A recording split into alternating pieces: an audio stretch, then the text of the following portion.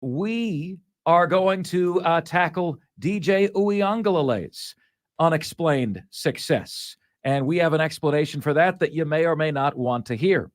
There is one coach that is making it harder for her football coach. We'll explain to you what that means coming up at 4 o'clock p.m. today.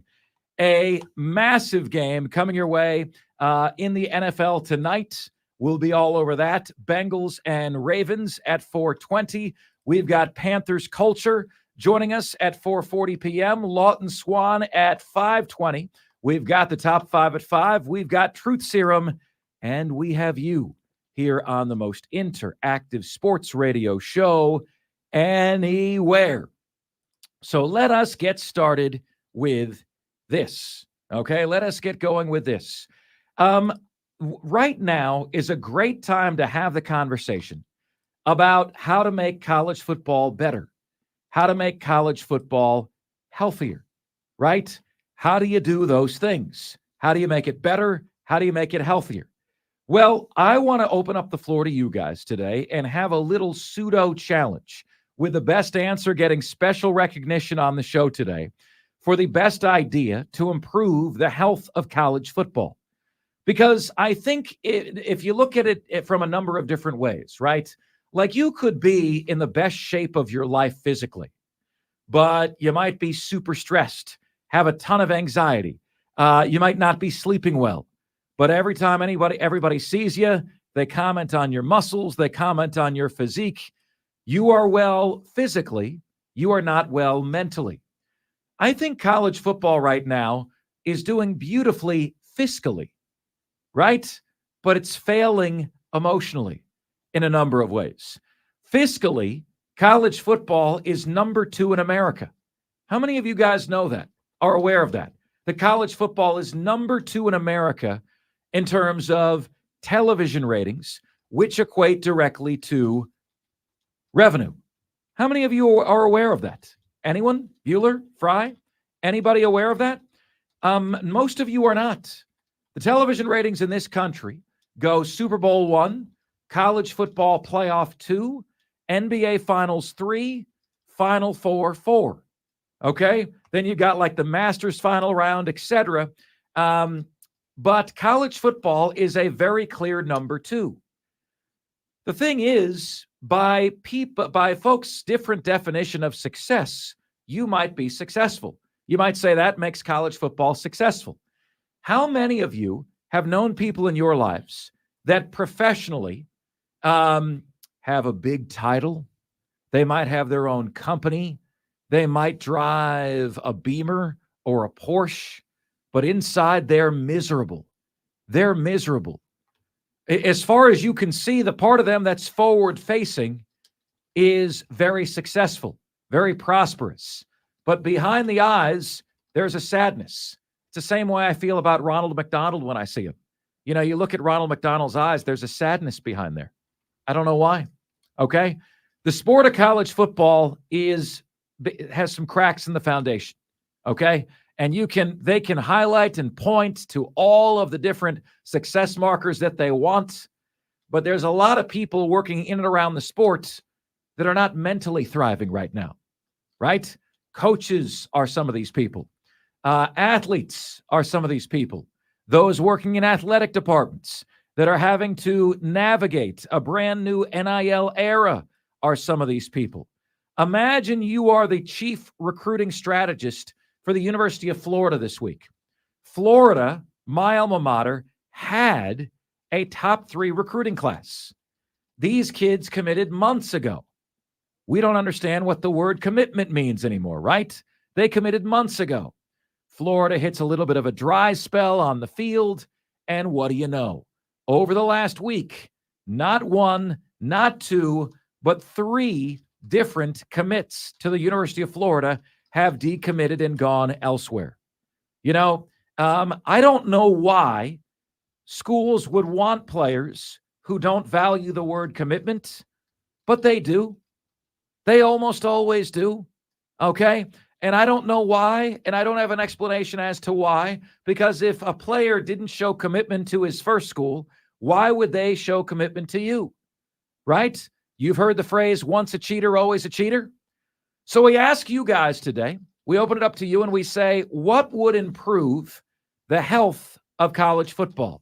What changes would you enact effective immediately that would improve the health of college football? 844-326-3663 is the number. That is where you get to us on the show. A reminder, we've got your Upset Picks Challenge going on as well. Your upset picks are valid until 7 p.m. tomorrow. Okay, until 7 p.m. tomorrow. Now, I am out tomorrow. I have a personal day, but I will refer back to the text line. You just might not have all the reminders to get your upset picks in. But so long as they come in between 3 and 7 p.m. today and between 3 and 7 p.m. tomorrow, your upset picks will count. So go ahead and get them in if you have not done so already. 71307 on the carpro.com text line is where you can get to us. All right. Here is Freddie, where are you calling from? Here is my first way to improve the health of college football. Number one, more transparency. I want more transparency. All right. Now we're going to get into this a little bit more on the show today, but the NCAA just decided no on James Madison. James Madison does not get to partake in the postseason this year.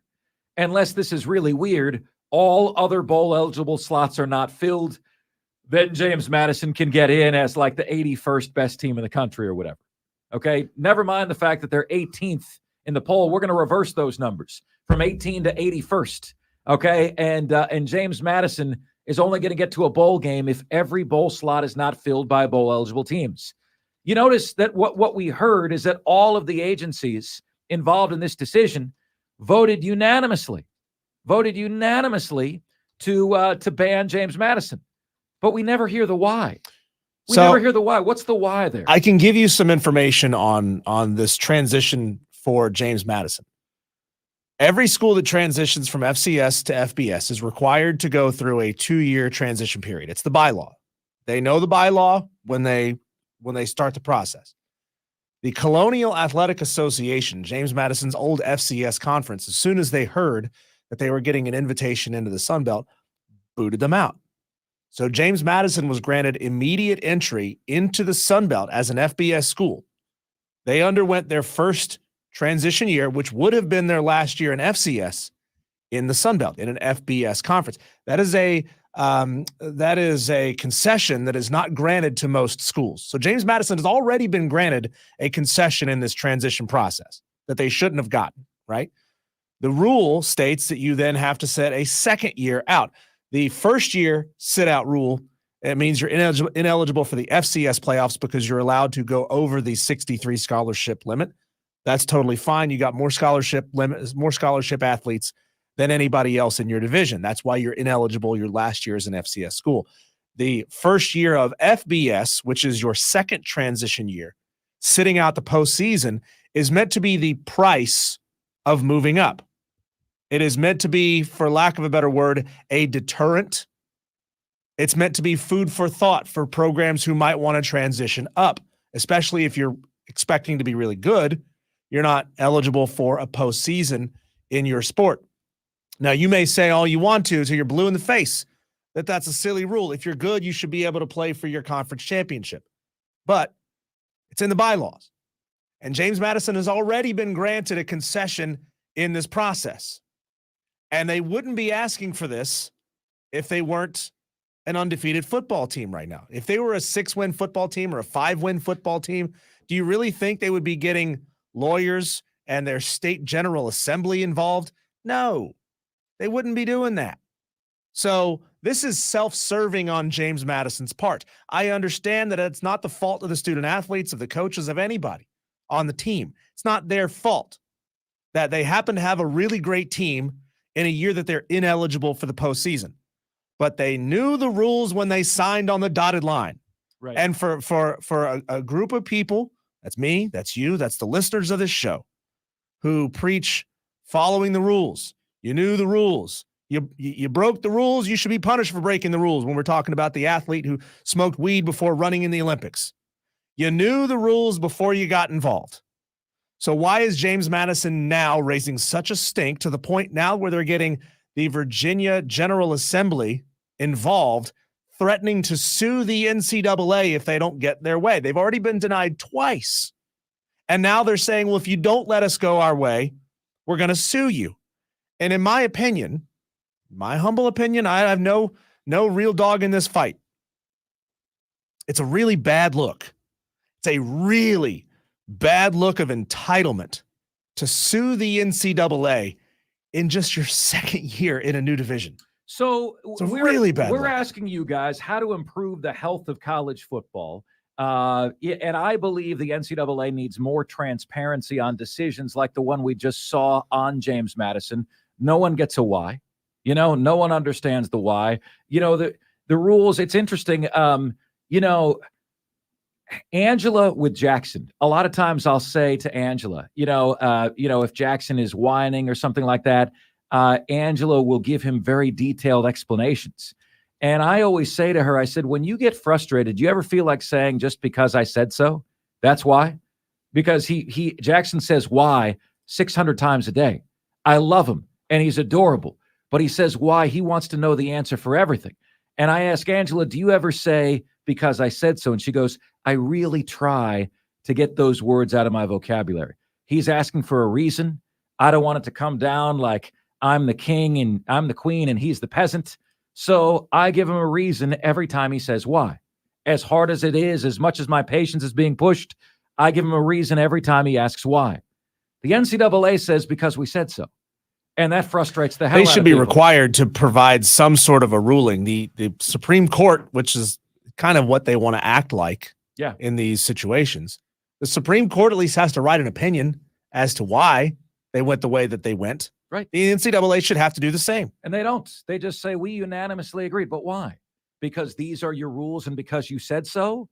Because that's what it feels like. Rules are rules. But at no point does the NCAA examine its rules, just like the Supreme Court routinely examines rules and laws that they previously established. They challenge their own rules and the legality of their own rules all the time. If the NCAA looked at themselves in the face about this, Diesel, they might say, well, we struggle to have a why for this. But you can't examine a rule change in the middle of a season because one team wants the rule change. Sure. If you want to examine the rule change, say, man, guys, James Madison, we really hate it for you.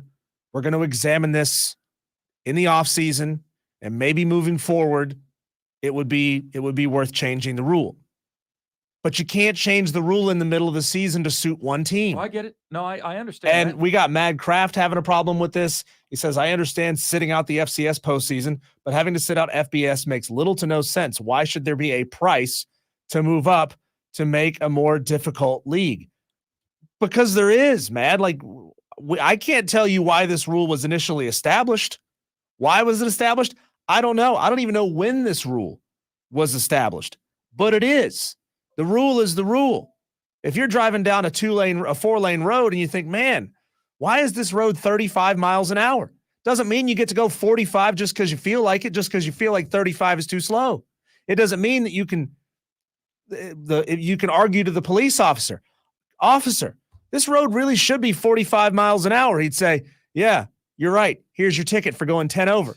The rule is the rule. Like, why does everybody argue that the rule shouldn't be the rule when the rule is the rule? Makes sense to me. I hear you. I get it. 71307 on the text line. That is our opening show topic today, folks. I want to give you at least 3 ways that college football can become healthier. Diesel will share his ideas with you. Plus, the reward that we give you a specific shout out on the air for whatever you want. Okay. And we will do that for you in the top 5 at 5 today. Okay. For the best idea to improve the health of college football, you can call us with the idea at 844-326-3663. You can text us with the idea on the carpro.com text line at 71307. Just start your text with the word fan and away you go on the show. And Offsides, Marc Ryan and Diesel. We'll be right back. Buy your fast pass or get your general admission passes at OFFSIDES.com.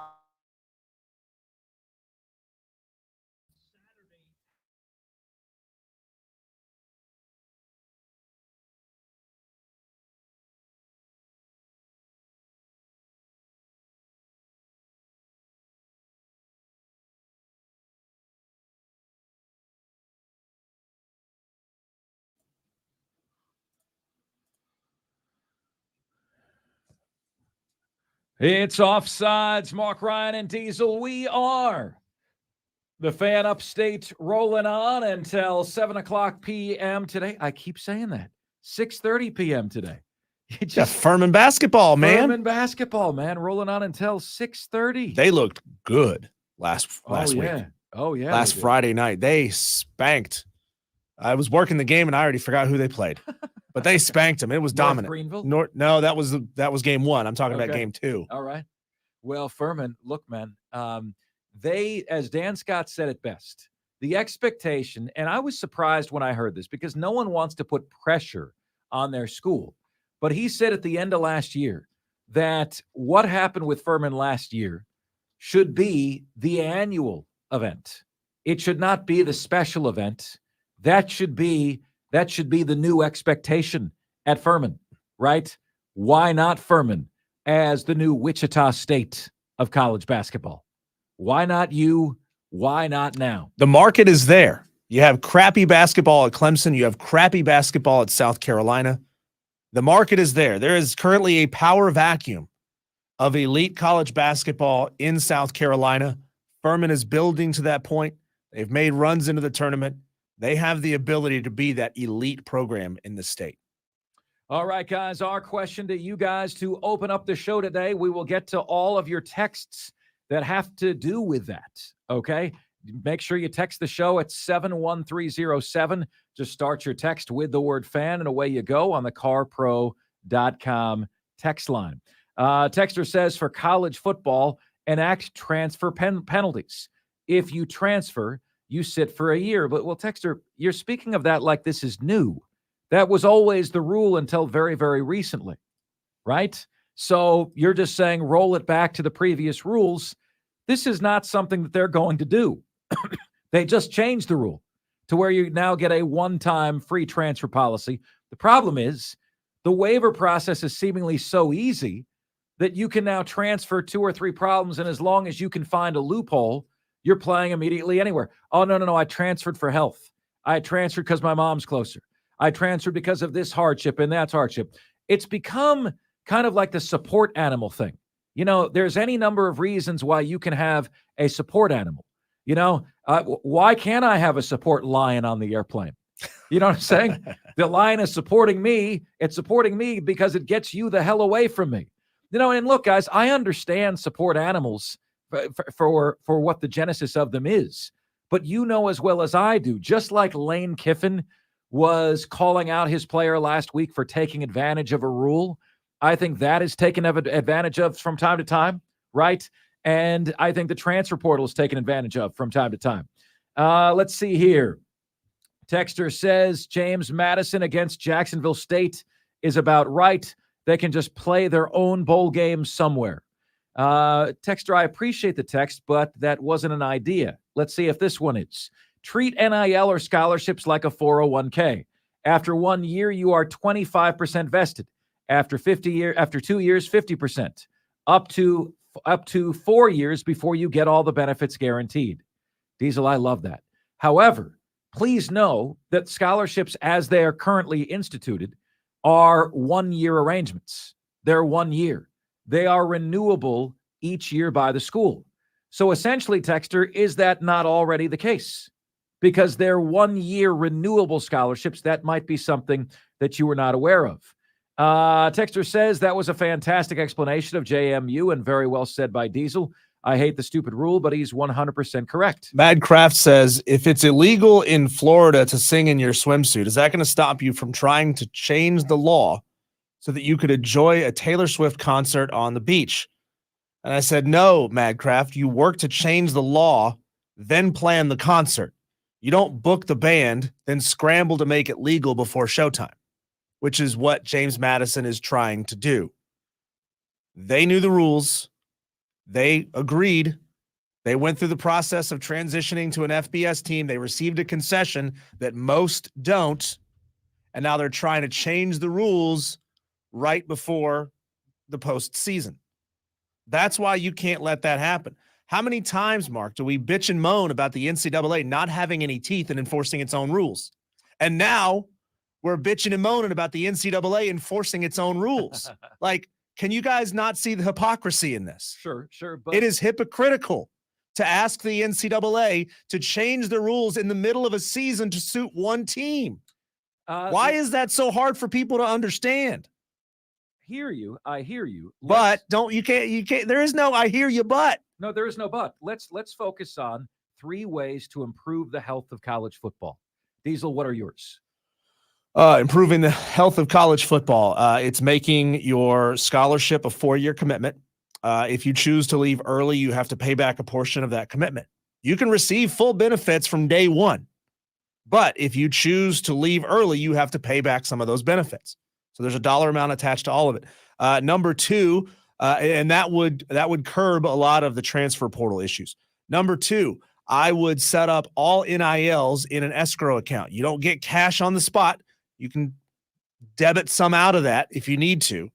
You set up a limit, but all money goes into an account on your behalf.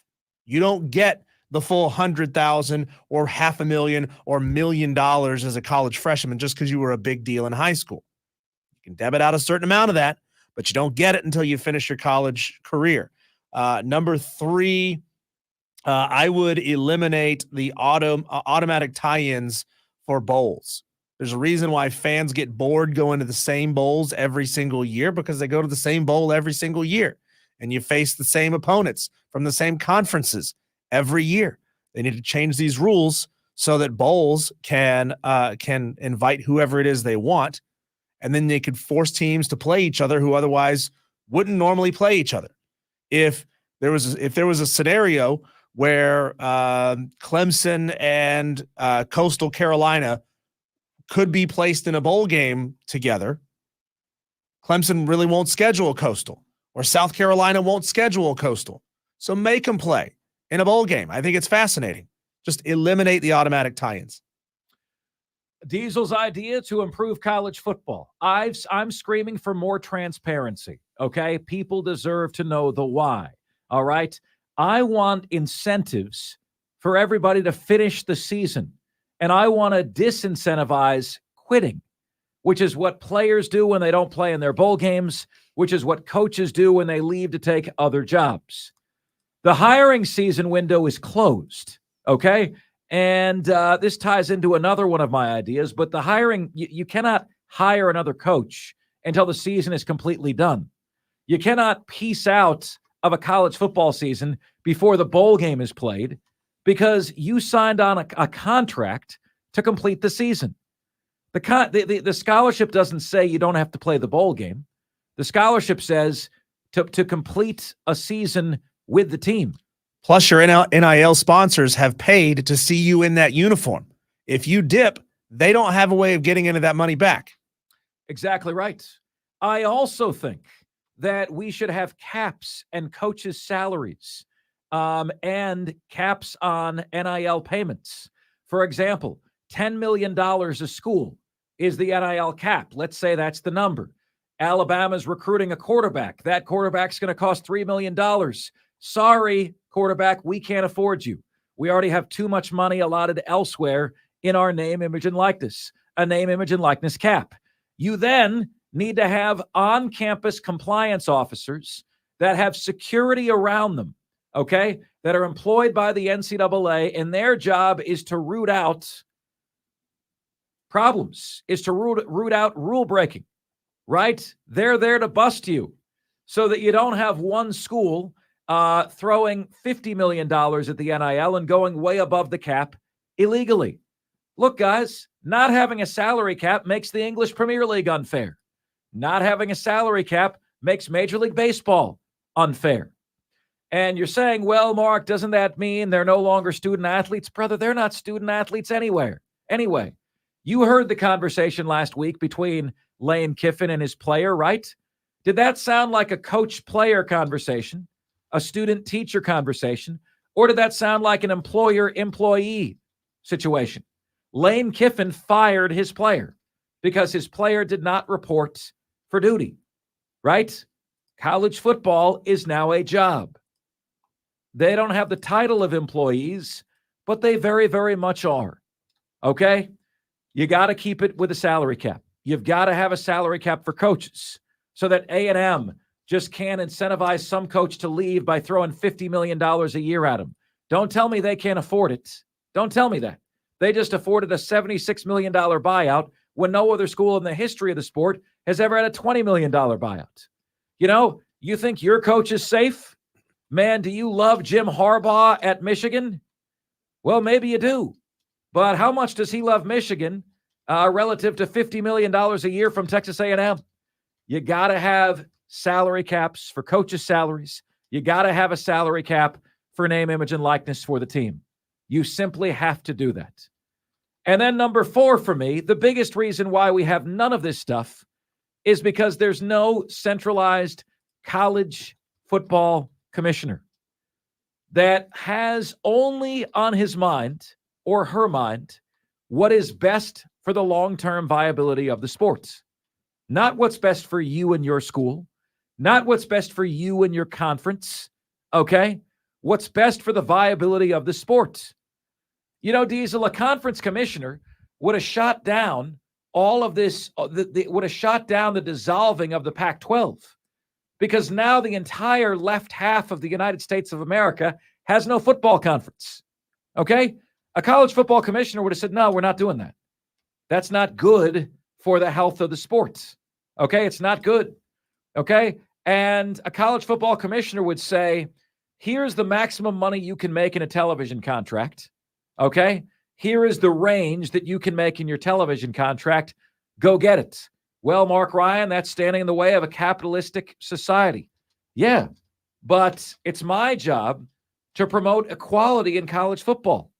Parity is a good thing. The NFL has achieved parity more than anybody else. Everybody designed to be 8-8 every year are now 9-8 or 8-9 because they play 17, right? Everybody's designed to have a shot. And if you think about how well the NFL does, every single year, even this year with the Carolina Panthers, there were people saying 10-7 for the Carolina Panthers this year. Bryce Young's going to be great. They convince you that you have hope every single year. But for a fan like Diesel, there is no hope. For a fan of Vanderbilt football, there is no hope. There never is. You know, your hope is to beat North Carolina, and that's your national championship. Your hope, Vanderbilt, is to beat Tennessee. That's your national championship. There is no hope of ever hoisting the national championship trophy. I disagree. There is hope of doing that. When has it happened? Well, but because it never happened doesn't mean there's not hope for it. Okay. So there was a year where App State went 13-1, lost to Georgia Southern. That cost us a New Year's Six game. The college football playoff didn't exist at the time, but if it had, App State would have been a representative, would have been the highest ranked Group of 5 conference champion representative. So they would have been in the playoff. It's not saying it's not a long shot. So you're confusing the word hope with an equal chance to go out there and do it once you're in the playoff. All Group of 5 teams have ever wanted is a clearly defined path to get into the playoff. That's all they want. They're not asking for equal footing at the table. They're asking for a shot. Well, I'm asking for equal footing at the table, because if you don't have equal standing at the table, Diesel, and you consider hopeful something that has never happened before, I would tell you, you can wish in one hand and crap in the other and see which one fills up first. Man had a hope of getting on the moon one day. It had never happened before, but they did it. Yeah, that's true. But we saw it in the movie Dumb and Dumber. He saw the newspaper on the wall. We landed on the moon. That's great. But in order for that to happen today, you got to have some measures to level the playing field. And we don't have them right now, okay? You got to have a college football commissioner. You can't have the Pac-12 disbanding. You can't have Texas A&M throwing out a $76 million settlement with their head coach, okay? You can't have teams poaching players from other schools, left and right. That is against the NCAA bylaws. So why is the NCAA honoring their rules when it comes to James Madison, but not following their own rules when it comes to poaching players from other schools? Because they don't want to get sued by somebody who actually has the money to take this all the way to the end. Yeah. They know that James Madison doesn't have the money to take this all the way to the end. That's why they're getting the Virginia General Assembly to fight this. James Madison's not fighting this. They're getting the state of Virginia to fight this for them because they know they don't have the money to take this all the way to the end. But Texas A&M does. but not wanting Michigan to get, does. not Ohio wanting, State does. Alabama does. Cal does. Stanford does. Washington does. not wanting to get sued is no reason not to do the right thing.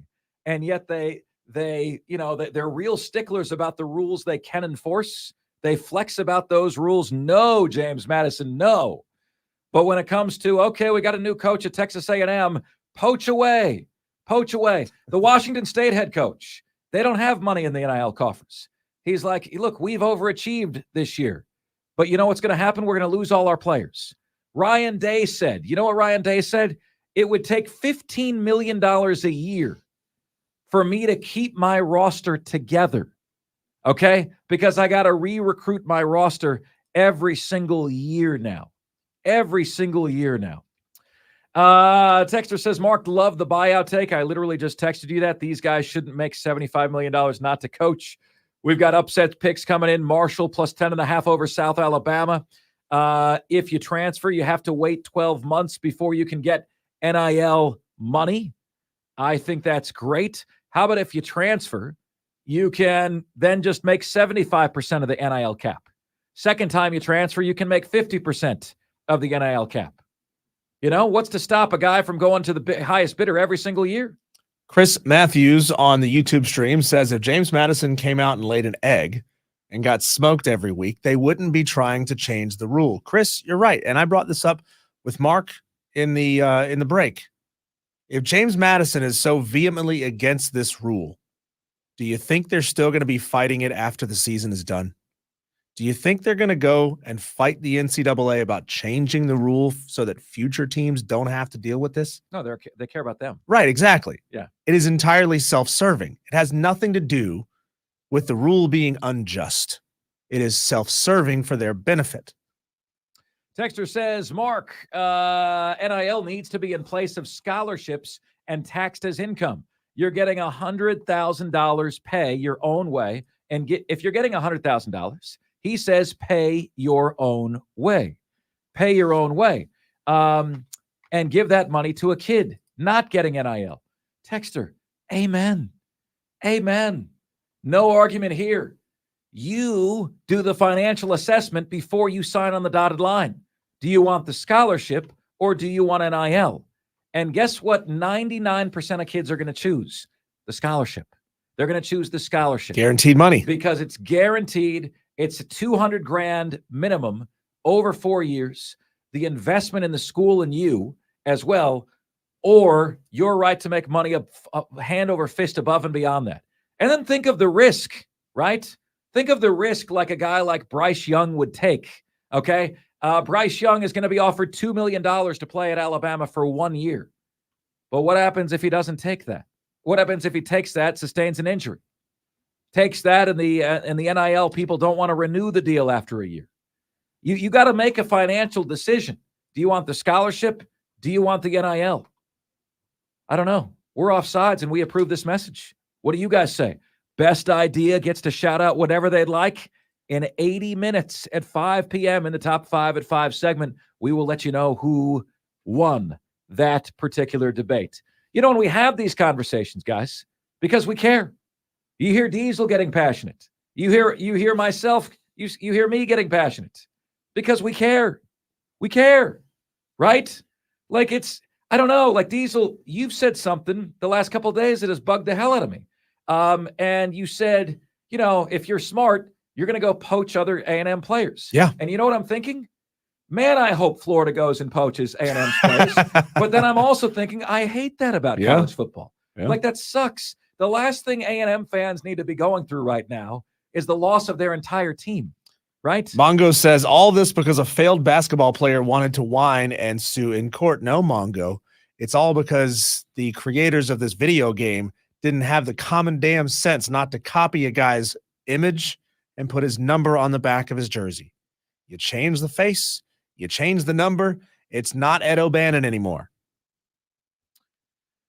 Coming up next on the show, my friends, a very important question for all of you, and one that begins today. That, my friends, is next. And this is the most interactive sports talk show anywhere. It's Offsides.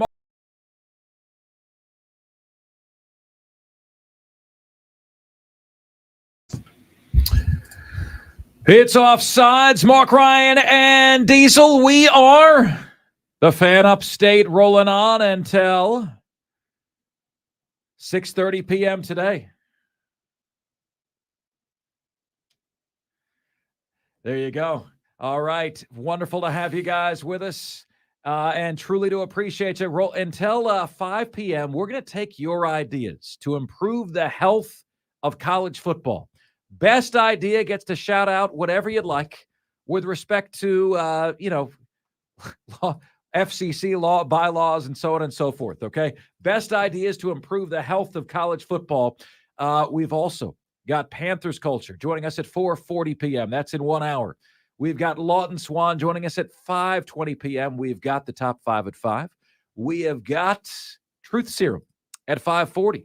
And Clay Hendricks joining us at 6 o'clock as well. But right now, I've got an interesting question for you guys, okay? And it's simply this. Can you guys just pretend something for a minute, okay? Pretend that we are starting on day 0 right now with Dabo and Shane Beamer. However, you all know the history, okay? So you're allowed to know the history of what Dabo's done and what Shane Beamer has done at South Carolina and what he's not done. You're allowed to know all of that. And I'm saying, starting today, who is there longer? So we're starting the timer now, okay? Dabo doesn't have his 18 years at Clemson or however long it is, right? Beamer doesn't have his 3 years at South Carolina, right? But we're starting the clock now, okay? So if I was to ask you who leaves or is replaced in their position first, what would you say? Okay? Now, let's be honest. Dabo is only leaving Clemson if Dabo leaves Clemson, right? Clemson is never going to leave Dabo. I think the only way Clemson would ever fire Dabo is if he had 3 consecutive losing seasons. And there should be nobody who is grandfathered into a situation where if you don't perform, you get to keep your job. All right? I can't tell you. My biggest pet peeve in my life, okay, in my professional life, is the number of radio hosts across America, the number of sports media personalities that have been mailing it in for years, and they always keep their job because they were great at one time. The station feels lucky to have this personality. Brother, they've sucked for years. They've mailed it in for years and just collected a paycheck. And that's not fair to you. That's not fair to anybody. Okay? If you haven't performed in 3 years, I don't care if you're Howard Stern. I don't care if you're Dabo Sweeney. I don't care if you're Bear Bryant. If you haven't produced in 3 years, you shouldn't have your job. So I do think Clemson would replace Dabo if he had a losing record for 3 consecutive seasons, but I don't expect Dabo ever to have a losing record for 3 consecutive seasons.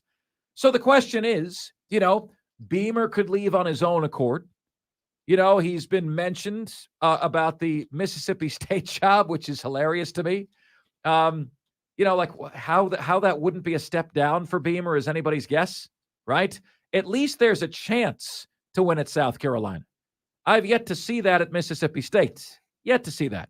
And yeah, I'm aware that Dan Mullen had them number 1 in the first ever college football playoff rankings. When you woke up the next morning, they were out of the top spot. So, starting right now, who is at their job the longest?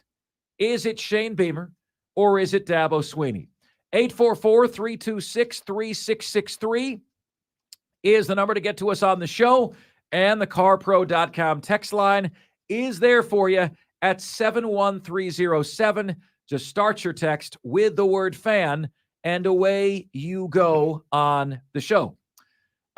Diesel, I've got an answer on this that I'm looking forward to giving to our audience. Okay, I do have an answer on this. I have a strong opinion on this because there's expectations, right? Like Beamer exceeded expectations in years 1 and 2. Beamer fell short of expectations this year. Now, the year's not over yet, but I'm also not a guy who believes in moving the goalposts, right? So I'm about to give whomever you're a fan of some tough love. Or I should say I'm about to give 81% of you tough love, because 57% of our audience calls Clemson their favorite team, and 24% of our audience considers South Carolina their favorite team. Add those up, 81% of our audience considers Clemson or South Carolina their favorite team. So here's the tough love. You've both failed this year. Clemson's year has been bad. It's a failure. The goals at the start of the year were the college football playoff. What would have been a disappointing season by Clemson standards would have been to win the ACC championship again. Mark, you're being unrealistic. You just said winning the ACC would have been disappointing. Yeah, because you made the college football playoff 6 years in a row. You set that standard.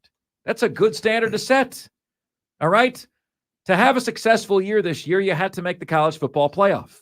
Phil Steele, publisher of the most accurate college football magazine in the nation, had Clemson number 2 making the national championship game. He's got the most accurate magazine, right? So realize that Clemson's 2023 season has been a failure. Realize that South Carolina's 2023 season has been a failure. Why? The goal for the Gamecocks was 9-3. Success for the Gamecocks was doing what they did last year, replicating that, 8-4. Disappointing season for the Gamecocks is 7-5, and failure for the Gamecocks was 6-6 and below. They can't establish or accomplish anything above failure this year.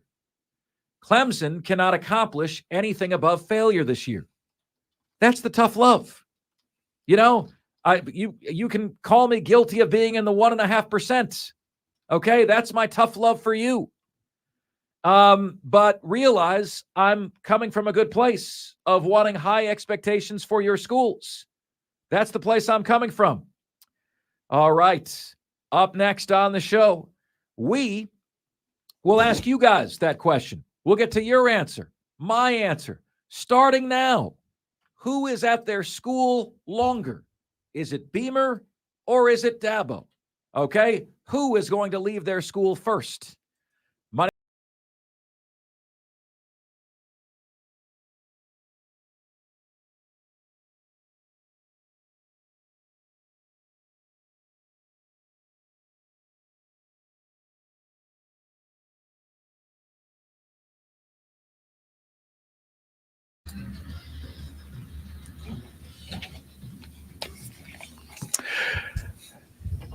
What's good, my friends? This is the most interactive sports talk show anywhere. It's Offsides, Marc Ryan and Diesel, and we are the Fan Upstate, rolling on until 7 o'clock p.m. today.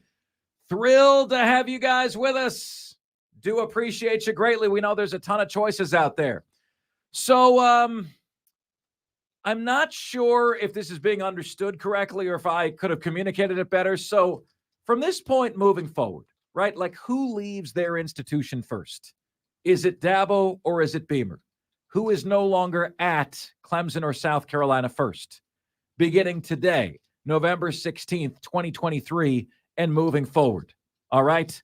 I'm not asking, is Dabo's 16 years going to top Beamer's tenure? That's not what I'm asking. I'm just saying, starting right now, who's there longer? Who leaves first?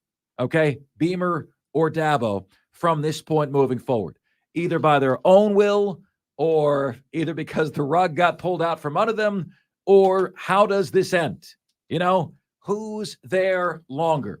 And why is this important? Well, because number one, Beamer finds himself on a warming seat for the first time this year. Okay? Dabo finds himself sounding a little bit like a grumpy old man. Not wanting to put up with the whippersnappers and what they have to say and not wanting to get with the modern age of college football, right? So, I see Dabo leaving before the game passes him by, right? That's what I see. 71307 on the carpro.com text line. Let's see here. Texter says, Mark, put all 3, 4, and 5-star players in a draft and contract the cost of the scholarship into their money, like the NFL and salary cap. Each school, much like the NFL teams, in a draft. So you're drafting them. That's not what college football is, though, Texter. That's not what they are. They get to choose where they go to school because theoretically, on some level, it's still about the academics, right? You get to choose where you go to school. You know, the whole reason why I went to Florida over Florida State, I was a Florida State fan. True story. I went to Florida because Florida had a better communications program. And I decided that I was more passionate about this job than I was about music. Now, I was lucky as hell to play on the Warped Tour in college. I was lucky as hell to be in the band at the University of Florida, right? And that was a great experience, and it was a passion of mine, but this was a bigger passion of mine. Had I known that it didn't matter where I went to school, you know, I would have gone to Florida State if I knew it didn't matter where I went to school, because it didn't, you know? But I chose Florida because it had a better communications program. And I knew that this is kind of what I wanted to do, right? So, Texter says, Mark, I think Dabo is going to be the first to go. Clemson fans have quite the sense of entitlement, where real Gamecock fans know who they are and have more realistic expectations. Shane Beamer forever. I'm going to tell you something here, Mongo, that's going to surprise you. I don't disagree with this text of yours. Bongo, I can't remember his name. He says Clemson fans have the sense of entitlement. Gamecock fans know who they are and have more realistic expectations. But Gamecock fans have no expectations. That's the problem. Let's see here. Mississippi State has been ranked #1 for more weeks than Richland County University. Texter says Beamer is gone next year without a bowl game. I don't know how this is even a question. Beamer the schema. Yeah, but that's not a consensus, Texter. Like, no one's agreed to that. That's what you're saying. It's friggin' Beamer. Who else is saying that Beamer doesn't get to 2025 without a bowl game next year? Who else is saying that? Beamer should make a bowl game next year. Have you seen the schedule? You know, it's the Island of Misfit Toys on one hand, right? It is an elementary school on another weekend. I mean, that they should make a bowl game next year. Mark, why does Beamer never set goals? I'm sure he does, but they don't let you know what the goals are because then you can tell them they failed. May God have mercy on this program. Texter says, people like yourself greatly overestimated the ability of Cade Klubnik, and therefore Clemson failed. Lesson learned. As a fan, I can't be objective. Don't crown the man until he actually plays, LOL. Yeah, but Texter, it wasn't us that did this. Like, Clemson was number 11 to start the year. If you want to crown them, then crown their ass. Clemson was number 2, according to Phil Steele. Okay, like there were a lot of folks that had high hopes, high expectations.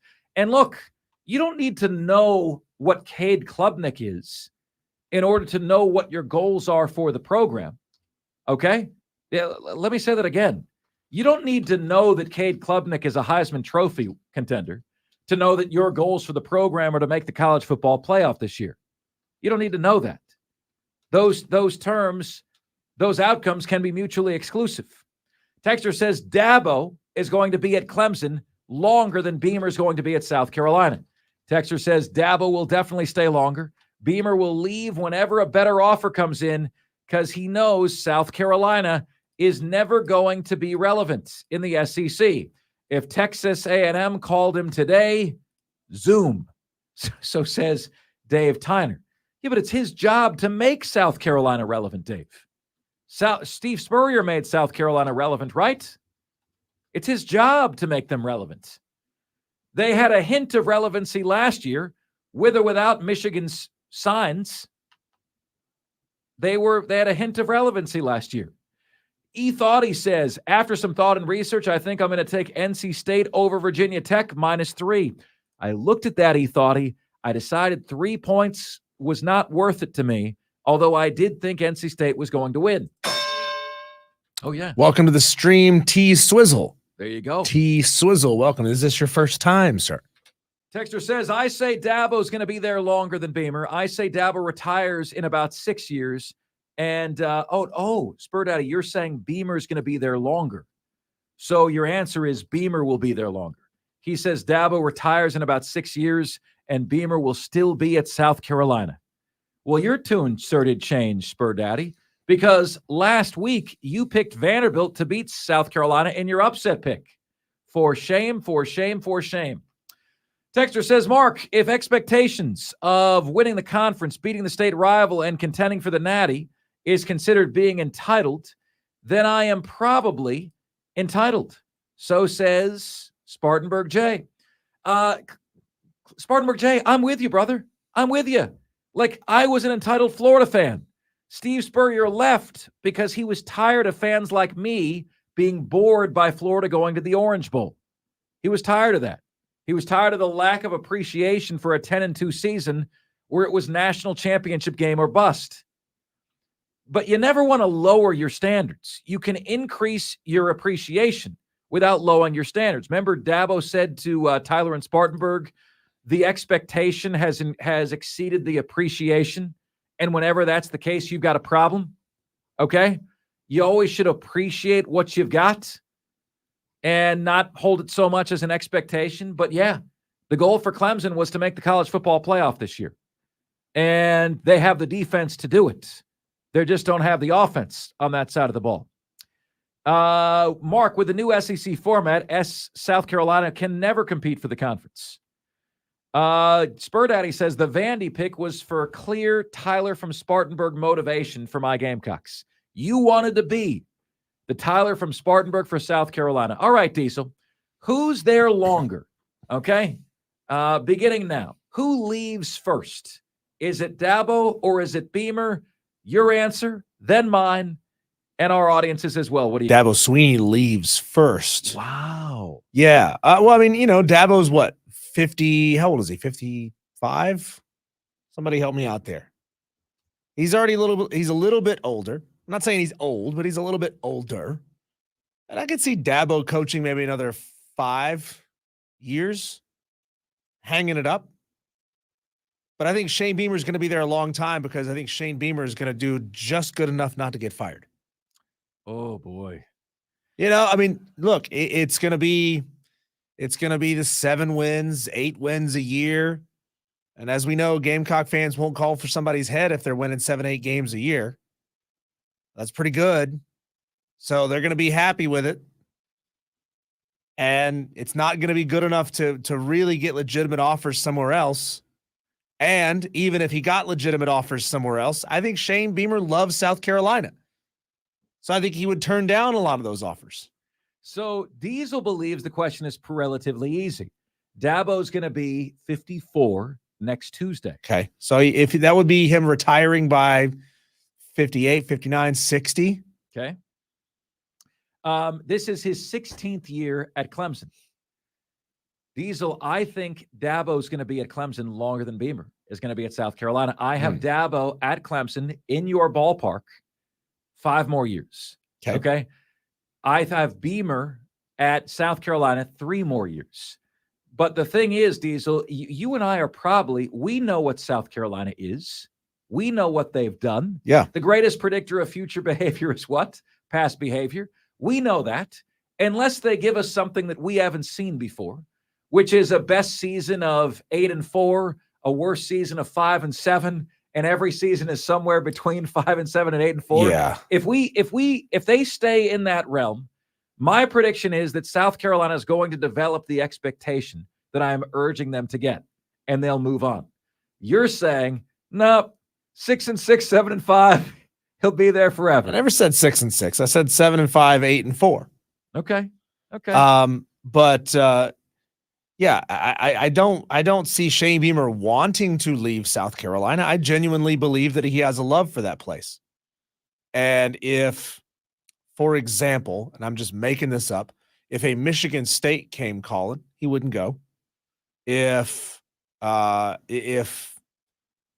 North Carolina came calling, he wouldn't go. It's easier to win at North Carolina than it is at South Carolina. But why would Texas A&M come calling?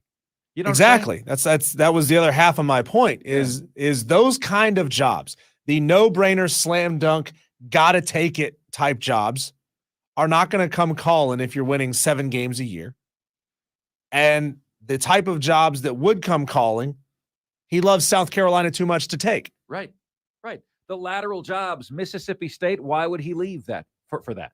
Right? Now, if Beamer was doing this year what he did last year, where South Carolina finished 23rd, and he had established a new normal for the Gamecocks, said, okay, we're now an annual top 25 team, then yeah, like maybe a Michigan State appeals to him. Maybe an A&M appeals to him.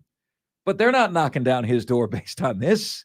Come on now. Nolan says, if you give me 8-4 and a decent bowl game, I'm happy. Oh, that's so pathetic. And Mongo says, exactly. Come on, Mongo. We talked about upping standards for this team. That's pathetic. You can't tell me that 8-4 is good enough for you. And then Nolan gets the quote wrong. He says, Mongo Bongo. It's Pongo, Bongo, I can't remember his name. It's Pongo Bongo. Yeah. Thank you very make sure we much. get Let's that get right. specificity matters. Yeah, let's do that, my friends.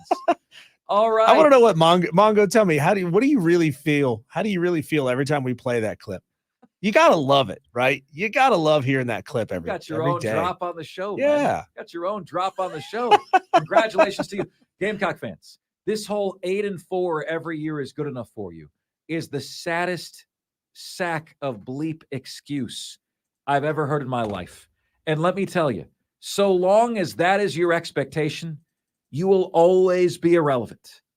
Okay? You will always be irrelevant so long as that is your expectation. It's going to have to take, for South Carolina to grow out of this, it's going to require, number one, having just that better than you've ever had it team and a relatively easy shuffle from the divisionless SEC schedule.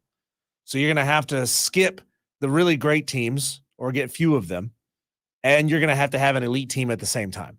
Up next, why she is making it harder on him. That's next here on Offsides, the Fan Upstate.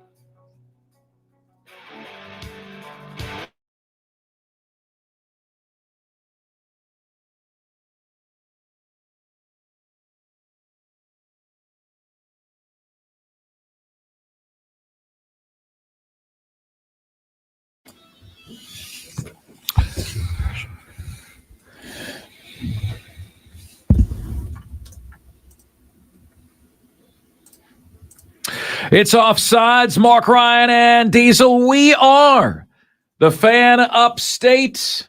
Fantastic to have you guys with us.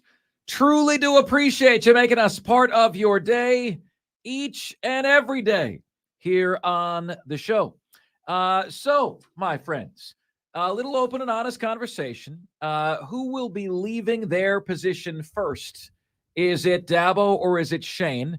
Either by their own choices, either by their own choice or the choice was made for them by their institution.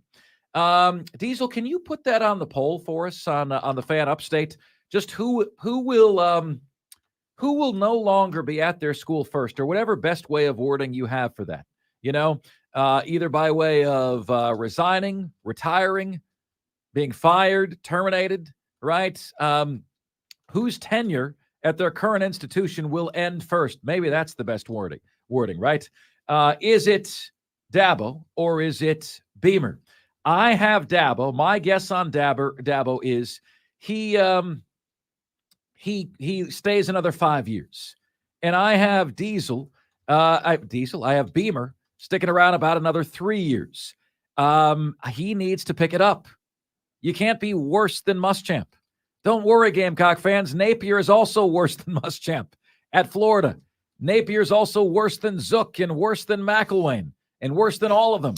And everyone defends him, Diesel, because they're like, oh, he took over a worse situation. You can only use that garbage for so long. Look, I think there's something to be said for getting into a position like as a group of 5 head coach where you are elite at your level and just staying there. Mm-hmm. You know, Billy Napier was elite at Louisiana. Neil Brown was elite at Troy. Scott Satterfield was elite at App State. All three have been failures at their schools since leaving. And I get it. I mean, for every one of those, there's one more guy like an Eli Drinkwitz who is elite at App State, who's pretty good at Missouri. Took him a while to get there, but he's finding success. It's hard not to chase that life-changing money that the SEC can offer, that the ACC can offer, that the Big Ten and Big 12 can offer. I get why they do it.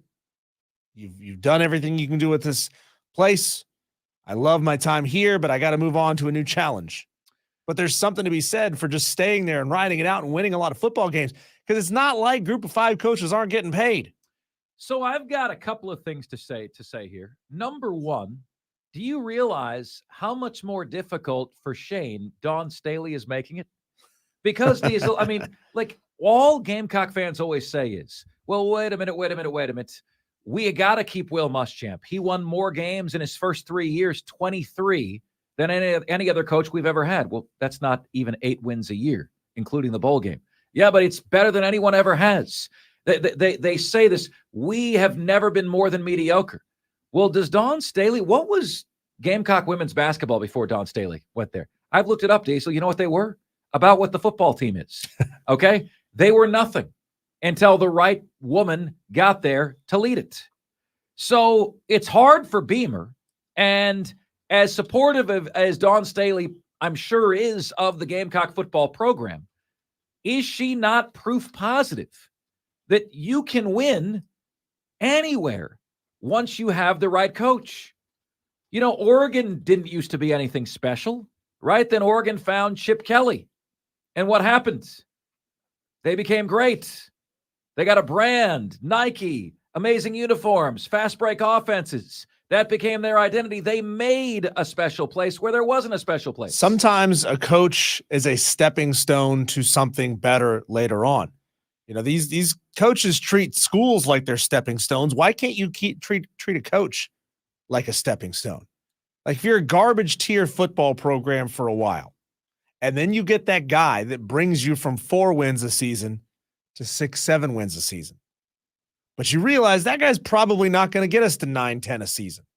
Move on and go get that next guy, because you've now made yourself attractive to a higher caliber of coach. That's a fair point. Stepping stone as a head coach. I'm down with that. But realize, folks, what I'm just saying, that Dawn Staley, by proxy, is making it harder for Beamer. Because to anybody who says, no one has won here. Spurrier's the only one. No one else has won here. I would tell you the same thing about Dawn Staley. And look at where South Carolina is. Oh, yeah, number 1. Oh, yeah, they just signed Joyce Edwards, number 2 player in the country. There's a report that Joyce turned down a $2.2 million NIL deal. I don't know if it's true or not, from LSU and Kim Mulkey in order to go play for Dawn Staley in South Carolina. Dawn Staley's making it harder for Beamer because Beamer doesn't have the excuse, well, it's just hard to win here. What about the women's basketball program? How about that? So I'll close with this on South Carolina. All right. And this is my plea to you guys that are Gamecock fans. All right. It is my plea to you. In the 2020s, Shane Beamer has got to make the 12-team playoff. That is not asking a lot. His first year was 2021. This is 2023. This is year 3. Okay? 2024, 2025, 2026, 2027, 2028, 2029. That's giving him 9 years, okay, to make the college football playoff. 9 years to be, you don't even have to be better than 3rd in the SEC. Because you know as well as I do, once this thing goes to 12 teams next year, that at least 3 SEC teams are going to make it every year, probably more. You just got to be 3rd place in the SEC one time in the first 9 years as a head coach. If he can do that, then I'm okay with him staying on. Now, if you're not seeing the progress that you need, I'd be okay with you moving on from Beamer next year. If Beamer is 2-6 next year, I'm okay with you moving on. But at minimum, and this is something we should all be able to agree upon, he's got to make the 12-team college football playoff once in the 2020s. Is that too much to ask? I don't believe that's too much to ask. Am I wrong? 71307 on the carpro.com text line, and the phone number's there for you at 844-326-3663. Texter says, lifelong Gamecocks fan, I want the CFP every year. Oh, I know you want it every year, but what's the cutting room floor? You know, what is the standard that he's got to make? At some point, you got to get in there, right? Now, you could say, man, we're never going to make the 4-team playoff, and you might be right. Spurrier would have a couple of those years. Spurrier finished Final Four. But with a 12-team playoff, there really is no more excuse. Okay, there is no more excuse. And then when you make it one time, you're going to want to make it again. But can we all agree, folks, that if Beamer is the right guy for the job, that he will achieve that at minimum? One 12-team college football playoff berth in the 2020s? Mark, you're comparing apples and oranges. Diesel, I got to tell you this, man. This is a pet peeve of mine. Yeah, but both are fruit. You can compare them.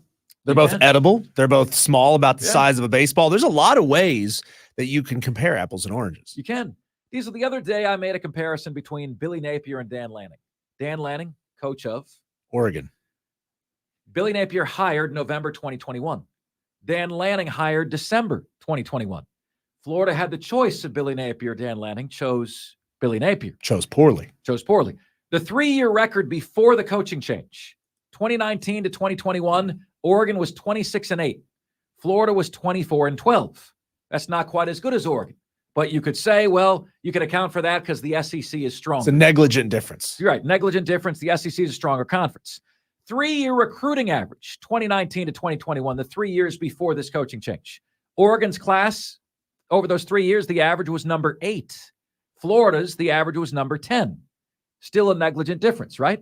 Number 8, number 10. Record in 2 seasons, Dan Lanning, 19-4, Billy Napier, 11-12. And I got every single person giving me either this is apples to oranges, now do strength of schedule, somebody said you can't make this comparison because you have not accounted for 10 different things. Brother, you can list variables till the cows come home. And people do this when you have a comparison that upsets them because they don't want you to be able to make the comparison. It's called bargaining. Right. It's the bargaining stage of grief. You have not accounted for this. You have not accounted for this, and this comparison makes me mad. Well, no, Texter, I'm saying you need to have expectations at South Carolina. No excuses. No, it's never been done here. No, it's hard to win here. He's saying Dawn Staley to Shane Beamer's apples to oranges because he likes Shane Beamer and he doesn't want me to make the comparison, but it's not apples to oranges. Texter, the Gamecock program, women's basketball, was nothing before Dawn Staley got there. You got the right coach. Look what happens. Look what happens. Okay? Oregon was nothing. They got the right coach. Look what happens. Okay? It's that way with every team in college football. Washington was nothing. They got the right coach. Look what happens. Oh, Washington's really good. Texas was a dumpster fire. They have the right coach. Look what happens. You got to be willing to break up with the 4 because there's a chance you might get a 7. Got to do it. You got to make it happen, man. So realize, Gamecock fans, are you with me on this? I'm holding up the goldfish, Jerry Maguire style in that movie. And I'm saying, who's coming with me?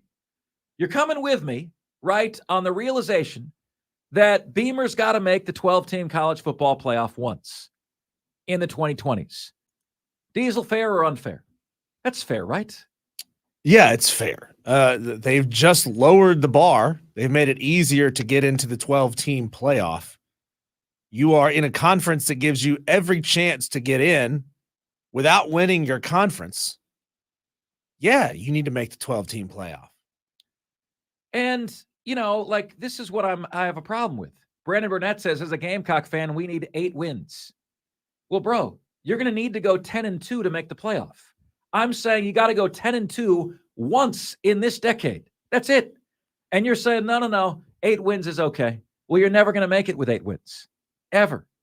And if playing in, quote unquote, sorry, Diesel, meaningless bowl games is your ceiling, then you need to up your expectations. You need to try harder to find the guy that will get you there. That's it. Be willing to fire the guy who can't get you there and search for the guy who can. We've got Panthers culture with a wide-ranging Carolina Panthers discussion coming your way next here on the most interactive sports radio show anywhere. It's Offsides. Marc Ryan and Diesel.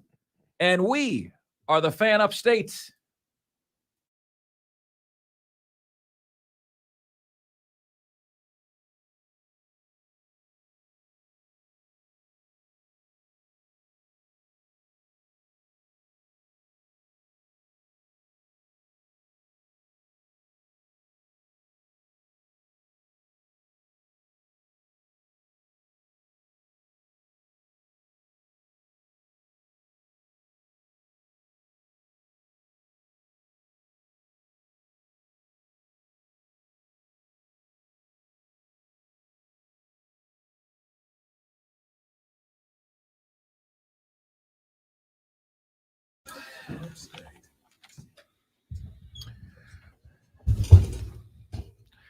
It's Offsides, Marc Ryan and Diesel, and we are the Fan Upstate, rolling on until 6:30 p.m. before we make way for Furman basketball. Little programming note, I am out tomorrow, but Carlos with a K and Diesel will be rocking it out with you guys. So have just an awesome Friday. I'm going to place an over-under at 3:08 before somebody texts in and asks Carlos if he's had another meal with mayonnaise. I'm going to say like under. That's the thing. I'm going to say that's the under. thing when he's on the air. We're going under. All right, joined right now as we always are by Panthers culture at this time. JJ Hardy owns, runs, and operates Panthers culture. JJ, your account I have found to be wildly entertaining and honest. The last few days, you like to say, well, we have something that you like to say, JJ, on this show, and here is what you like to say most often. I can't be objective. That is the quote we have from you, JJ. But I have seen a very objective person out here recently, and I appreciate that objectivity. So, can you update us on the latest news with the Panthers that Frank Reich is calling the plays, Frank Reich isn't calling the plays, Thomas Brown is calling the plays, now Frank Reich is calling the plays again? How does this happen? Like, to me, that only happens when nobody's having a good life over there. What's going on? I think that's just what it is right now. I think life isn't good on Mint Street there in Charlotte. And so, obviously, I guess it was about 4 weeks ago, we learned that Frank Reich was going to turn over the play calling duties to Thomas Brown. A lot of the fan base, we were excited about that because we wanted to see something different. I think what a lot of people envisioned, I think we even talked about it on the show right after that was announced, was that we were looking forward to some of that Sean McVay pre-snap motion, deception, a lot of the innovative stuff that you're seeing being ran by the top offenses in the NFL right now, like San Francisco and Miami. They all come from the same coaching tree, right? The Shanahan coaching tree.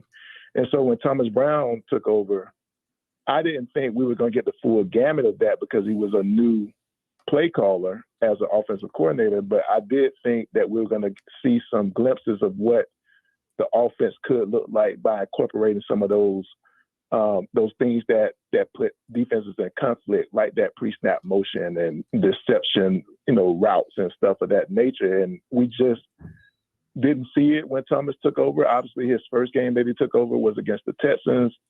We won that game. That was the first win of the season. And I think the crazy part, looking back, is that Frank Reich, was in the locker room praising Thomas Brown for how he called that last drive that led to the game-winning field goal.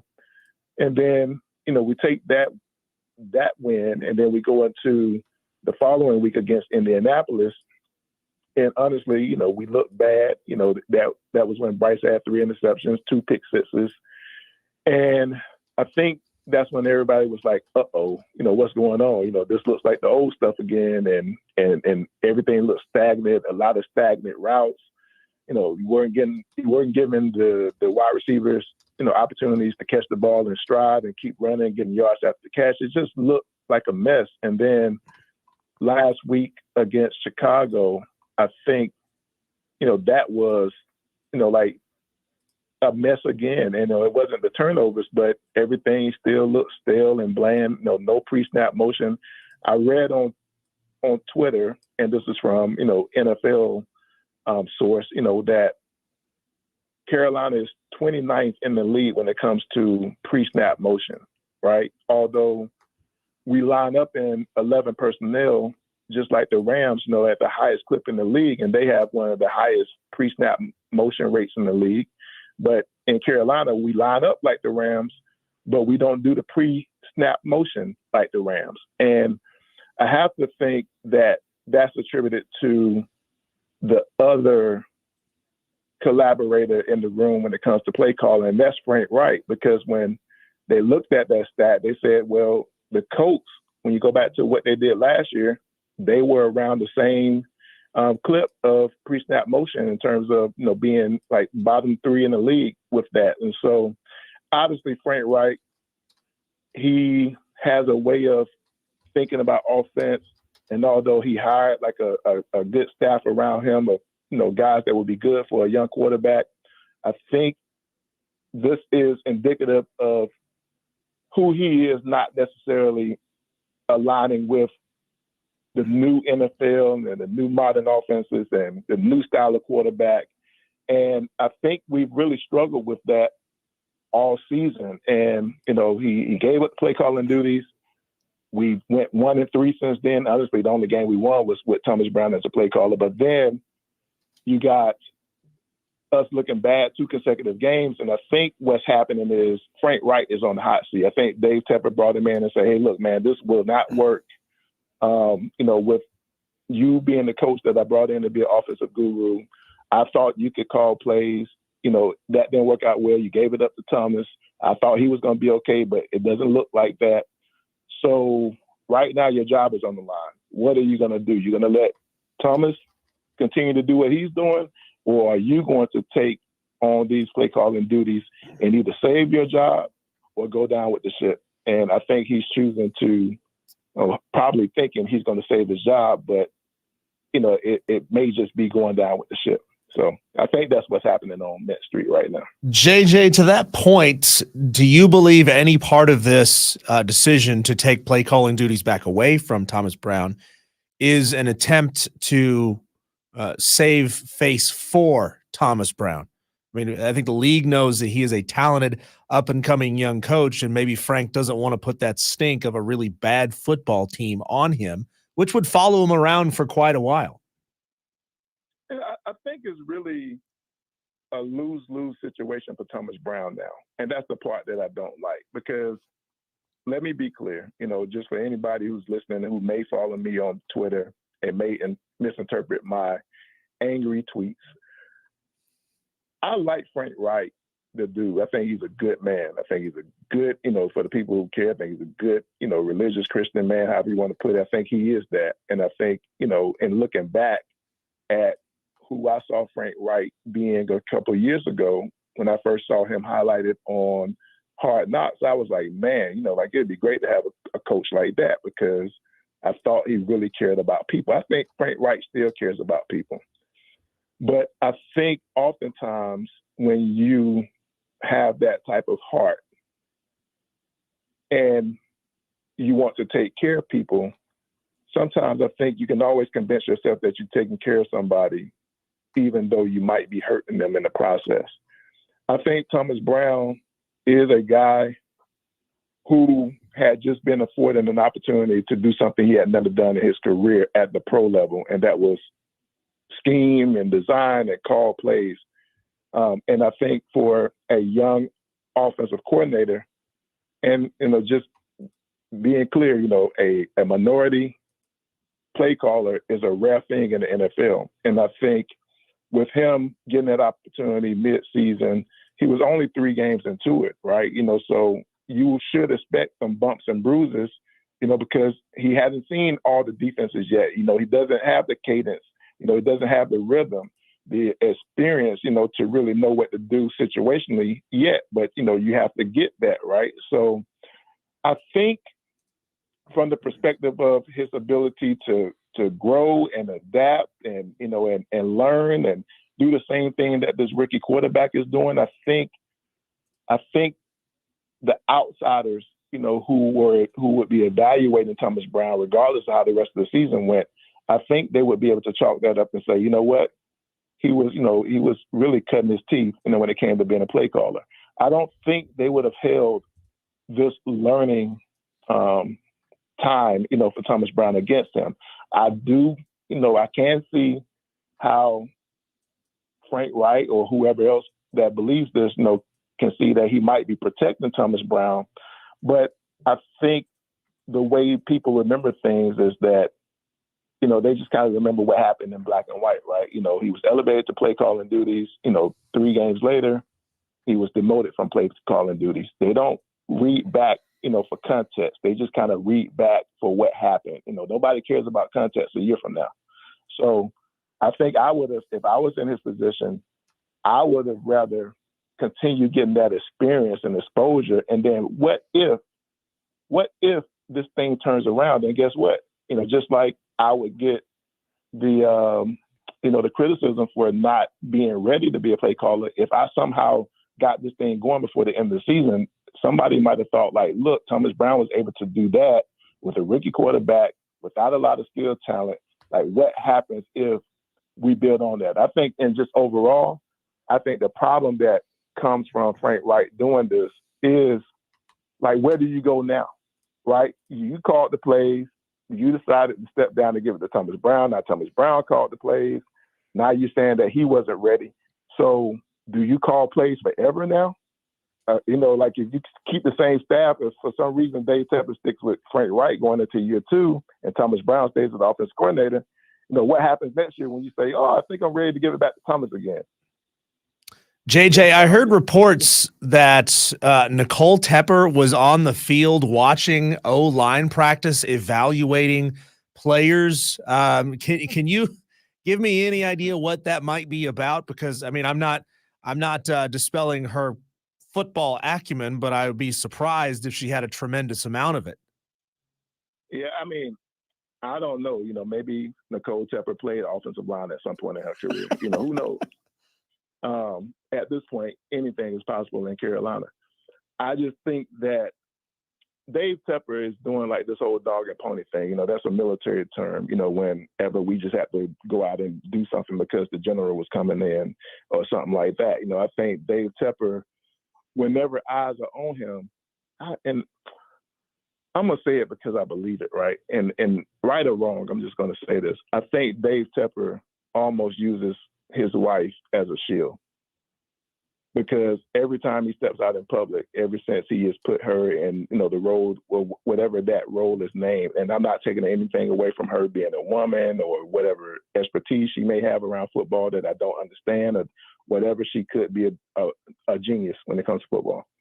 But I think for his own purposes, I think it's self-serving. I think whenever he goes out, for these football decisions, I think he takes her with him. So people will just see that, and it's almost a distraction from him being there too, right? It takes away from his ownership in the situation or making a decision, because he gets to, I hate to say it, but almost deflect, and say that, well, this is mine and Nicole's, not just my decision, right? And so, I think it gives her exposure. If she's truly wanting to get more involved in football, I think, taking her out, for anybody, it just gets them experience. But I just don't see Dave Tepper as that type of guy inherently. But I may be wrong about it. I just don't think that, that he really trusts her opinion on football, to take her out there to look at offensive line play. I really think he takes her out there as part of his dog and pony show to show like, hey, look, I got my wife involved. She's a woman. And, and this looks good because I'm all about diversity. And I think it's just, I don't know, a ill attempt, to look good in that way. But that's just me. I'm sorry if that, if that doesn't sound great, but I think that's what it is. The words of one J.J. Hardy, Panthers culture, is joining us here as he does each and every Thursday on the show. Great catching up with you, pal. Appreciate you so much. Thank you. All right, take care. J.J. Hardy, Panthers culture. We've got the top 5 at 5 coming your way next, right here on the most interactive sports talk show anywhere. It's Offsides. Marc Ryan and Diesel, and we are the Fan Upstate.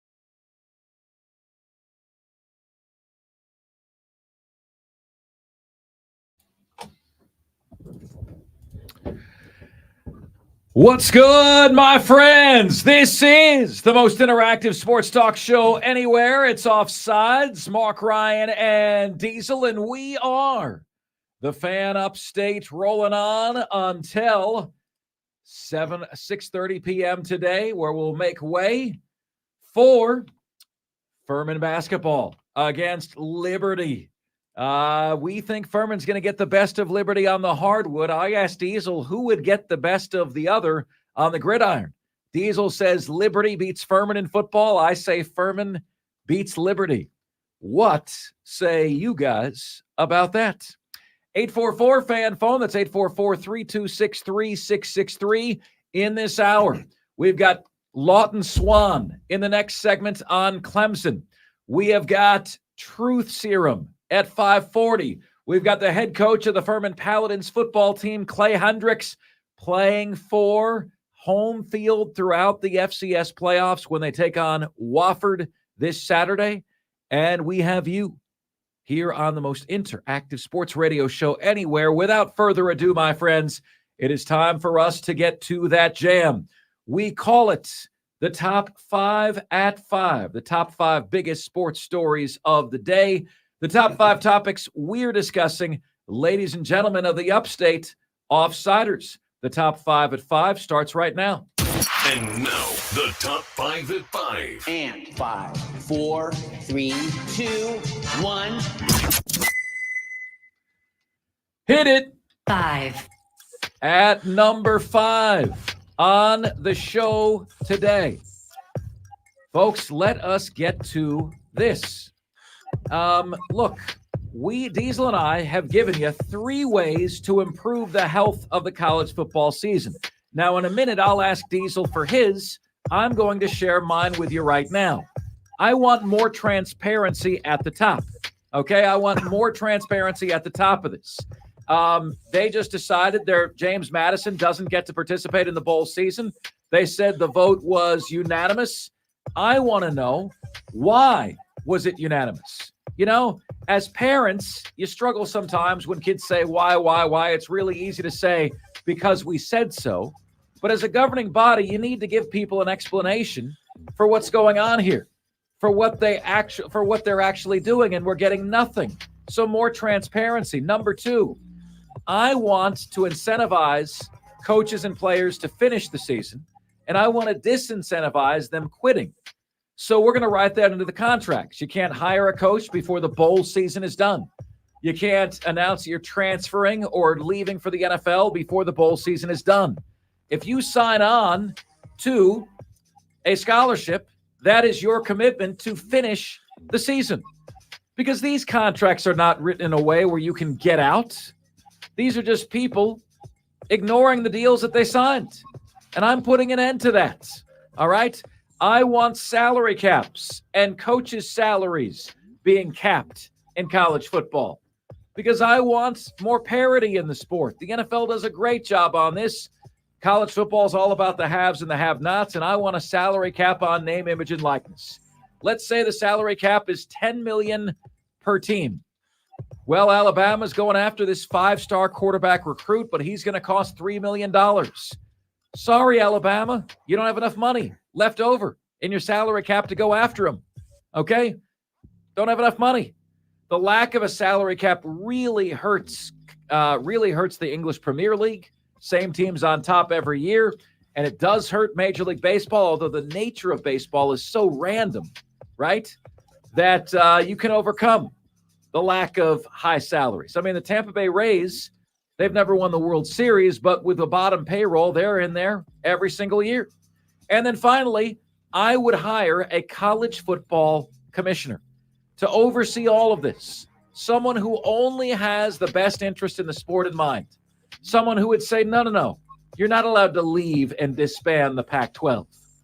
This is a nationwide sport. You're taking away the conference for the entire left side of America. Not going to let you do that. Someone that steps in and prevents greed from taking over. Diesel, what are your 3 ideas? Number one, you got to make scholarships a 4-year commitment. That works both ways. The school has to commit to you for 4 years. You have to commit to the school for 4 years. If you fail to or can't complete that commitment for any reason, there should be rules as to how that is handled. For example, if you are injured your sophomore year and your playing career is done, the school is required to offer access to medical care related to your injury, rehab facilities, etc. You got injured in service of that school, in service of that scholarship. So they still owe you for the next 3 years, 4 years, whatever's left on your scholarship. Conversely, if you leave the school, you owe them. If you decide to just take off, you owe them. Number 2, they need to park NIL payments into an escrow account upon completion of your scholarship. So 4 years after your tenure at a school begins, you get the lump sum of what you had. Now, you can debit a certain amount of that out of it every year, take care of the family, take care of, paying for your car, whatever it might be. But there's got to be a limit to how much you can take out every single year, and you get the lump sum at the end. It would be another incentive to keep guys in school longer. If you leave early, you get a smaller percentage of the money sitting in your NIL escrow account. And number 3, end automatic conference tie-ins for bowls.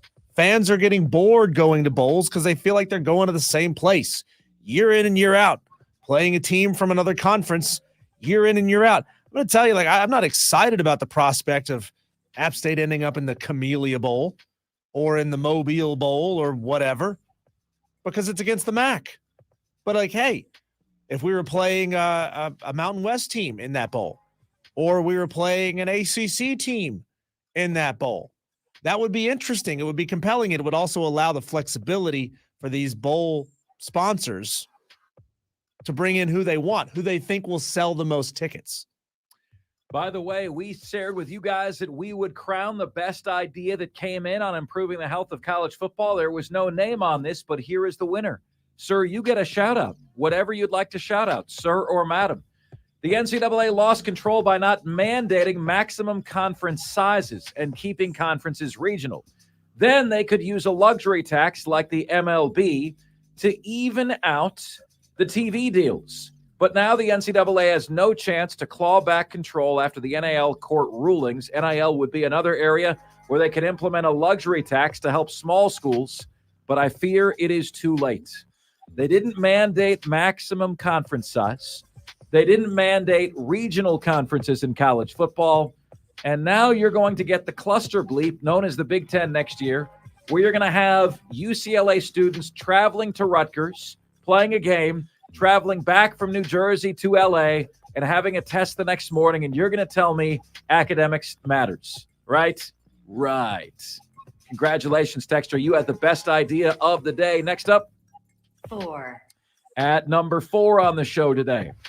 Who is going to leave their school first? Either by their own will or the will of their school. Is it Dabo Swinney or is it Shane Beamer? Now, Diesel has responded to this, and he said, Mark, I think it's pretty easily Dabo Swinney is going to leave sooner. He thinks Beamer is going to do just well enough not to get fired. I have more faith for the expectation level that is arising in Columbia, South Carolina than that. Clemson's never going to get rid of Dabo unless Dabo has 3 straight losing seasons, and I don't think that's going to happen, right? So I think Dabo is going to stay about 5 more years, but I think Beamer will be out after 3 more. Okay? We hope and root for the teams that we covered at Farewell. We don't root for the demise of anybody, but I think a 3-year window is about the time where South Carolina is either going to move on from Beamer or Beamer is going to select greener pastures. What say you? Who is going to be the first to leave their job? Dabo or Beamer? Next up. 3. At number 3 today, massive game. Thursday night football coming your way tonight. It is Cincinnati. It is the Baltimore Ravens. And these are a couple of teams that have their sights set on a magical postseason run. Now, Baltimore lost over the weekend to Cleveland 33-31. Prior to that, they had won 4 games in a row.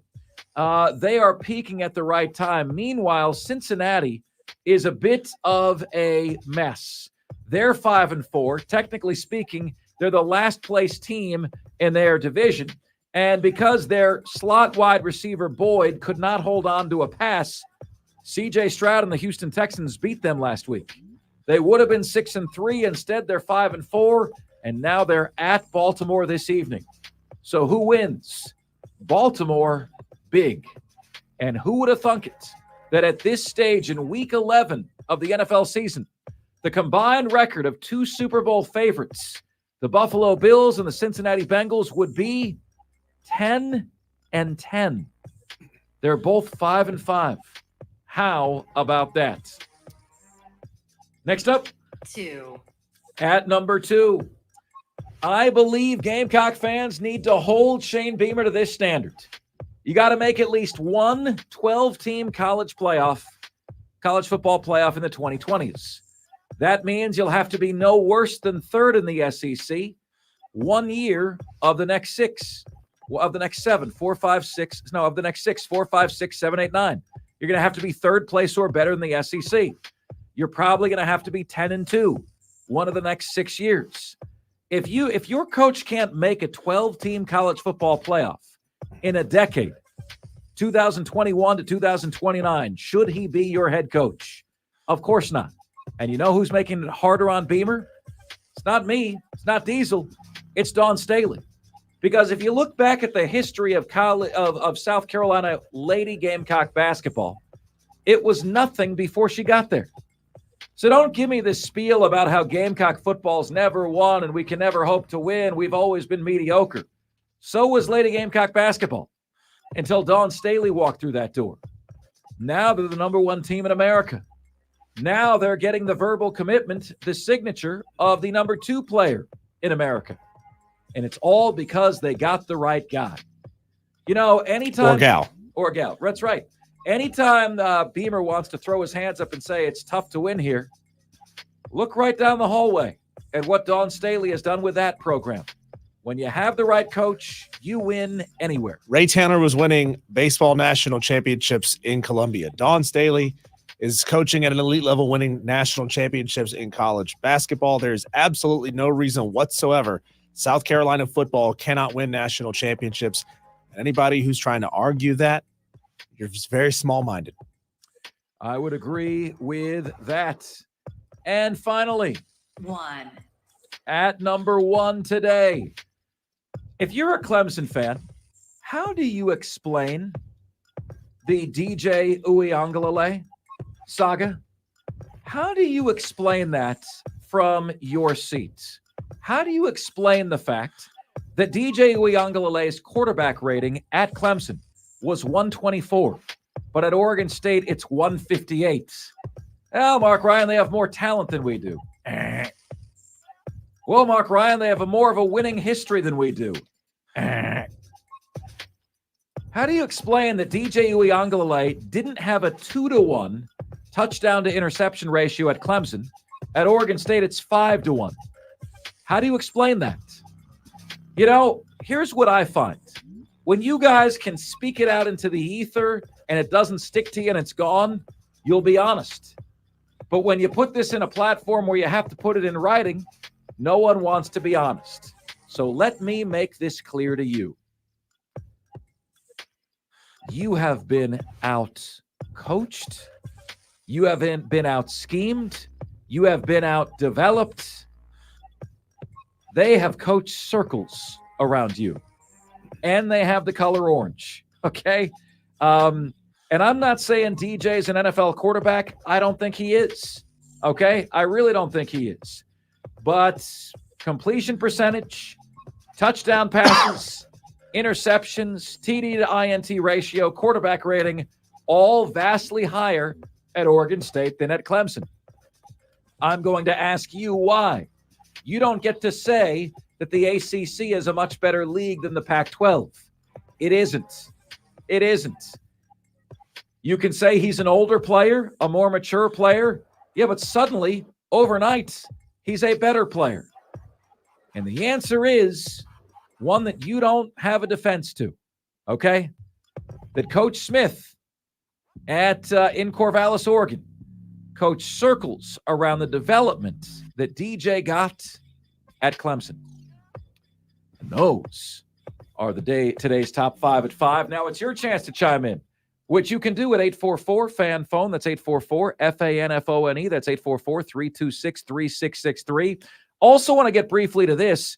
Deshaun Watson, Diesel, now out for the year, shoulder injury. He says he's in total disbelief.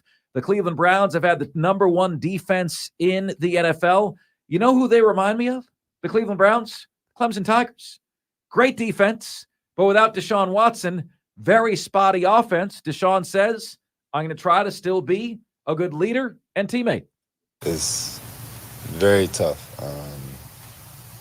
Heard about it, but, I'm going to make sure, I keep my head above water and make sure I stay in touch with all the guys and support them as much as I possibly can and attack this rehab process after surgery and make sure that I'm doing whatever I can to be beneficial for the team while not, actually being on the field with them and also, prepping for, the next year. The words of one Deshaun Watson. He continues. That's right. You already told me that, Diesel. That's my bad. Okay. The words of Deshaun Watson on the difficulty of being out for the year. Coming up next on the show, we have got Lawton Swan, ClemsonSportsTalk.com on Clemson itself. Massive game against North Carolina. Lawton joins us next here on Offsides. We are the Fan Upstate. This is cornerback Dante Jackson. This is Brian Burns. Hey, it's Andy Dalton of the Carolina Panthers. You're listening to the Fan Upstate. Take control of your listening experience with Rewind on the Odyssey. Spur Daddy, Mongo, JD, Madcraft, all you guys who are in here the entire show, thank you so much for being here. Don't forget, you can come and join me Sunday at 11 o'clock. I'll be live at Dave & Buster's, Woodruff Road in Greenville ahead of Panthers and Cowboys. I could not believe when I heard that Nicole Tepper was on the field scouting O-line play.